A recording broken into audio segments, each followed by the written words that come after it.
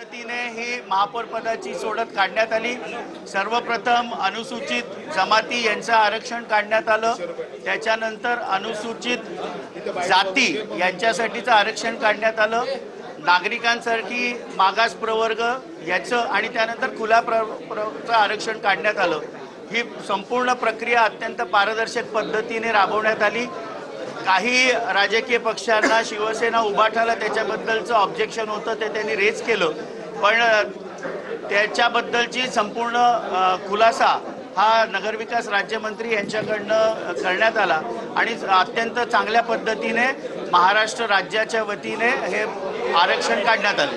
हिंदी महाराष्ट्र शासन की ओर से 29 महानगर पालिकाओं के महापौर पद का आरक्षण, ये पूरी प्रक्रिया आज नगर विकास राज्य मंत्री की अध्यक्षता में की गई।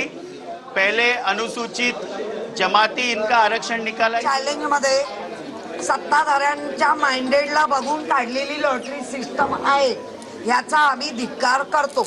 या लोकांनी ओबीसीवर अन्याय केलाय, या लोकांनी अनुसूचित जाती जमाती भटक्या जमातींवर पण अन्याय केलाय।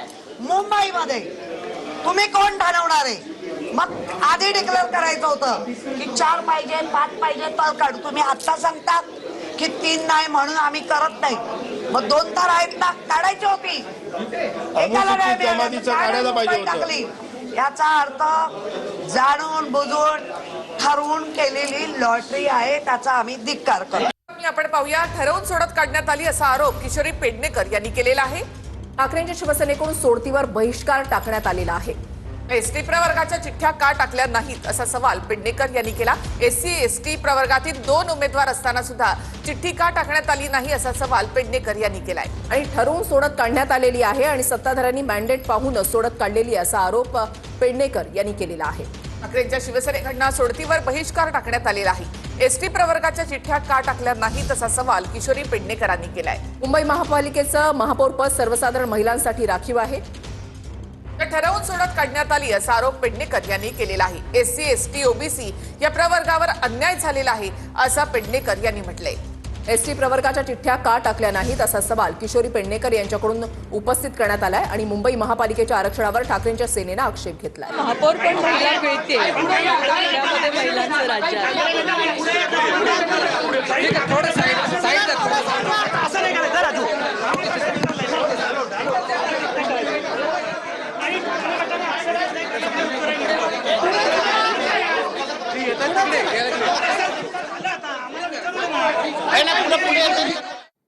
याआधी सुद्धा दोन्ही वेळेस सर्वसाधारण असताना ओबीसी मध्ये का टाकलं नाही असा सवाल ठाकरेंच्या शिवसेनेकडनं करण्यात आलाय। त्यावेळेला ओबीसी आरक्षणामध्ये का टाकलं नाही असा सवाल किशोरी पेडणेकर यांनी केलेला आहे। तुमच्या तक्रारी नोंदवून घेतल्या जातील असं राज्यमंत्री माधुरी मिसाळ यांनी म्हटलं। त्यांची प्रतिक्रिया घेण्याचा प्रयत्न या ठिकाणी केला जातोय।